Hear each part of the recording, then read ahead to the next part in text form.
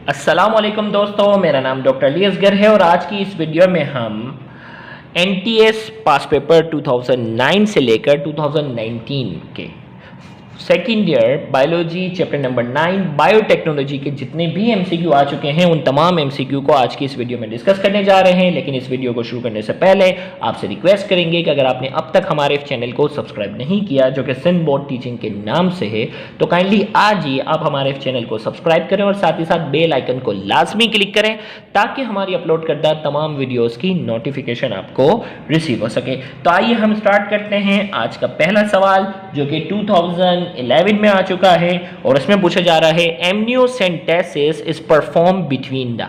Amniocentesis का जो procedure है, जो कि बायोटेक्नोलॉजी के चैप्टर में आपने पढ़ा है, वो प्रोसेस कब किया जाता है। ए में कहा जा रहा है 16 and 18 week of gestation, B में कहा जा रहा है first and second week of gestation, C में कहा जा रहा है 30 and 32 week of gestation, D में कहा जा रहा है 37 एंड 38 वीक ऑफ गेस्टेशन और ई में कहा जा रहा है after the delivery of baby. तो इस एमसीक्यू का करेक्ट आंसर बुक के अंदर बाकायदा लिखा हुआ है, क्लियरली जिन्होंने रीड किया हुआ है उनको मालूम है A is the correct answer 16 and 18 week of gestation. 16 and 18 week of gestation में एमनियोसेंटेसिस का प्रोसीजर परफॉर्म करवाया जाता है। तो इस एमसीक्यू का करेक्ट आंसर जो है वो क्या है, ए। फिर आइए हम 2012 की तरफ बढ़ते हैं और देखते हैं कि इस चैप्टर से कौन सा सवाल पूछा गया है। आइए हम उसकी तलाश में हैं और वो सवाल हमारे सामने है। The process of replacing or supplementing the defective allele with a functional or normal allele is known as। वो प्रोसेस जिसमें हम डिफेक्टिव एलील को निकाल कर उसको हम रिप्लेस करते हैं, डिफेक्टिंग एलील को हम रिप्लेस करते हैं नॉर्मल एलील से, उस प्रोसेस को क्या कहते हैं। ए में कहा जा रहा है एलील ट्रांसप्लांट, बी में कहा जा रहा है फिजियोथेरेपी, सी में कहा जा रहा है जीन थेरेपी, डी में कहा जा रहा है म्यूटेशन और ई में कहा जा रहा है क्लोनिंग। तो इस एमसीक्यू का हमारे पास जो करेक्ट आंसर है वो है सी, जीन थेरेपी। जीन थेरेपी का पूरा डिटेल टॉपिक जो है वो बाकायदा आपको समझाया गया है कि कौन कौन सी डिजीज को हम इसमें क्योर कर सकते हैं। तो इस एमसीक्यू का करेक्ट आंसर हमारे पास जो है वो सी। फिर इसके बाद आइए 2013 की तरफ बढ़ते हैं और देखते हैं कि कौन सा सवाल इसका जो है वो पूछा जा रहा है। आइए हम तलाश करते हैं। ओके, 2013 में हम जो सवाल आया है, in the commercial manufacture of insulin a human gene is inserted into which of this. हमें कहा जा रहा है जो इंसुलिन की प्रिपरेशन करते हैं ना, उसमें ह्यूमन जीन को किस में दाखिल करते हैं। ए में कहा जा रहा है a chromosome of human cell, B में कहा जा रहा है a protein molecule in E cell, the DNA of a bacterium, D में कहा जा रहा है the nucleic acid in a virus. तो चार ऑप्शन में से आपने जो है वो क्या करना है, एक ऑप्शन जो है वो सेलेक्ट करना है और इस एमसीक्यू का करेक्ट आंसर है the DNA of a bacterium. Recombinant DNA technology पढ़ी है ना, उसमें बाकायदा इकोलाई का बैक्टीरिया होता है, उसमें हम क्या करते हैं, जीन दाखिल करते हैं। तो इसका करेक्ट आंसर हमारे पास जो है वो सी है, the DNA of a bacterium. तो ये 2013 जो कि एनटीएस की तारीख का सबसे मुश्किल तरीन पेपर माना जाता है, उसमें ये सवाल पूछा गया था। आइए इसके बाद हम अगले ईयर की तरफ बढ़ते हैं और वो देखते हैं कौन सा सवाल है। और 2014 और 15 में से कोई सवाल नहीं पूछा गया, 2016 की तरफ हमें डायरेक्ट बढ़ना होगा। तो आइए देखते हैं 2016 में इसका कौन सा सवाल पूछा गया।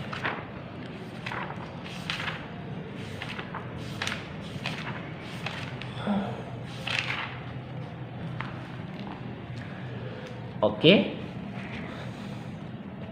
इसमें कहा जा रहा है the disease which is caused by defect in a single gene or pair of gene is referred as.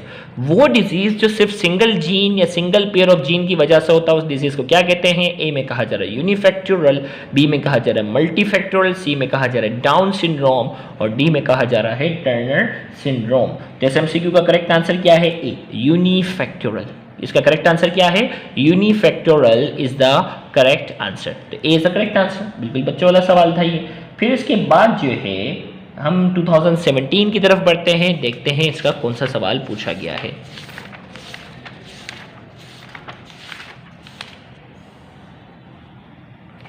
Okay, इसमें 2017 की हम बात करते हैं। इसमें कहा जा रहा है cystic fibrosis patient leg a gene that code for a transmembrane carrier of। तो चैप्टर 9 के अंदर आपने जो सिस्टिक फाइब्रोसिस की जो डिजीज पढ़ी है उसमें ट्रांस मेम्ब्रेन कैरियर प्रोटीन कौन से आयन का डिस्टर्ब होता है वो बाकायदा डिस्कस भी किया गया है। तो sodium ion, potassium ion, chloride ion, calcium ion, magnesium ion. तो इसका जिन्होंने इस टॉपिक को पढ़ा है उसको आसानी मालूम है कि क्लोराइड आयन का जो है वो सिस्टिक फाइब्रोसिस में प्रॉब्लम होता है। तो इसका करेक्ट आंसर जो है वो सी इज द करेक्ट आंसर। फिर इसके बाद 2017 के बाद हम बढ़ते हैं 2018 में, देखते हैं इसका कौन सा सवाल पूछा गया है। तो लेट्स सी, इसमें कहा जा रहा है which of the following is the manipulation of genetic material for practical purposes. इनमें से कौन सी टेक्निक है जिसमें हम जेनेटिक मटेरियल में जो है वो तब्दीली करते हैं प्रैक्टिकल पर्पसेस, यानी इससे कोई फायदा हासिल करने के लिए।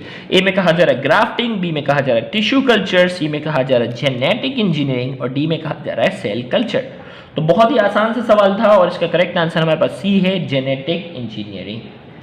फिर इसके बाद जो है इसी 2018 में इसके सवाल जो है वो 3 पूछे गए। ये पहला सवाल था, आइए देखते हैं दूसरा सवाल क्या था। इसमें कहा जा रहा है the technique use for identification of criminals is called. वो कौन सी टेक्निक है जो क्रिमिनल की आइडेंटिफिकेशन के लिए इस्तेमाल होती है। ए में कहा जा रहा है क्लोनिंग, बी में कहा जा रहा है डीएनए फिंगरप्रिंटिंग, सी में कहा जा रहा है रेस्ट्रिक्शन एनालिसिस, डी में कहा जा रहा है पॉलीमॉर्फिज्म और ई में कहा जा रहा है जीन सीक्वेंसिंग। तो वो कौन सी टेक्निक है जो क्रिमिनल को आइडेंटिफाई करने के लिए इस्तेमाल होती है। तो इस एमसीक्यू का आंसर बहुत ही सिंपल सा है और आपको मालूम है डीएनए फिंगरप्रिंटिंग। क्या है, डीएनए फिंगरप्रिंटिंग इसका जो है वो करेक्ट आंसर है। फिर इसके बाद जो है तीसरा सवाल भी जो है वैसी ईयर में जो है वो पूछा गया है 2018 में और इसमें कहा जा रहा है in recombinant DNA technology the copies of recombinant DNA are increase by. हमें कहा जा रहा है रिकॉम्बिनेट डीएनए टेक्नोलॉजी में जो रिकॉम्बिनेट डीएनए की जो कॉपीज होती हैं वो कैसे बढ़ाई जाती हैं। ए में कहा जा रहा है रेस्ट्रिक्शन एंजाइम के जरिए, बी में कहा जा रहा है लाइगेज के जरिए, सी में कहा जा रहा है selection of host with recombinant DNA, D में कहा जा रहा है multiplication of host with recombinant DNA. तो इनमें से कौन सी टेक्निक सही है हमें उसके बारे में बताना है। तो इस एमसीक्यू का करेक्ट आंसर जो है वो डी है, multiplication of host with recombinant DNA. हमें बाकायदा होस्ट की मल्टीप्लिकेशन करनी होती है अगर हम रिकॉम्बिनेट डीएनए की तादाद को बढ़ाना चाहते हैं। तो 2018 में 2018 में इसके 3 सवाल पूछे गए हैं और इंटरेस्टिंग बात कि 2019 जो कि रिसेंट ईयर है उसमें इसके 6 सवाल पूछे गए। बहुत ही अमेजिंग बात कि 6 एमसीक्यू जो है वो 2019 में जो है वो इसके पूछे गए हैं और उनका लेवल तो वैसे बहुत ही ईजी है। ओके, इसमें कहा जा रहा है which one of the following option is not an example of genetic engineering. इनमें से कौन सा ऑप्शन जो है वो जेनेटिक इंजीनियरिंग की एग्जांपल नहीं है। ए में कहा जा रहा है इंसुलिन प्रोड्यूसिंग बैक्टीरिया, बी में कहा जा रहा है ऑयल ईटिंग बैक्टीरिया, सी में कहा जा रहा है फोटोसिंथेटिक बैक्टीरिया, डी में कहा जा रहा है मेटल एक्सट्रैक्टिंग बैक्टीरिया। हमें कहा जा रहा है कि which one of the following is not an example, genetic engineering की कौन सी एग्जांपल नहीं है। तो आसानी इसका आंसर हम तलाश कर सकते हैं और इसका आंसर जो है वह सी है, फोटोसिंथेटिक बैक्टीरिया कुदरती तौर पर पाए जाते हैं, जबकि insulin producing, oil eating, metal extracting bacteria जो है वो जेनेटिक इंजीनियरिंग के जरिए बाकायदा तैयार किए जाते हैं। तो इसका करेक्ट आंसर हमारे पास जो है वह सी है, फोटोसिंथेटिक बैक्टीरिया। फिर इसी ईयर में एक और सवाल जो है वो पूछा गया है और वो सवाल है, इसमें कहा जा रहा है choose the best group from the following to produce transgenic plant in the laboratory. आपके पास ग्रुप ए है, ग्रुप बी है और ग्रुप सी है। हमें कहा जा रहा है इनमें से आपने क्या करना है, बेस्ट ग्रुप जो है वो तलाश करना है ट्रांसजेनिक प्लांट प्रोड्यूस करने के लिए। ग्रुप ए में कहा जा रहा है टीआई, ग्रुप ए में जो कहा जा रहा है वो है TI plasmid, protoplast, restriction enzyme, ligase.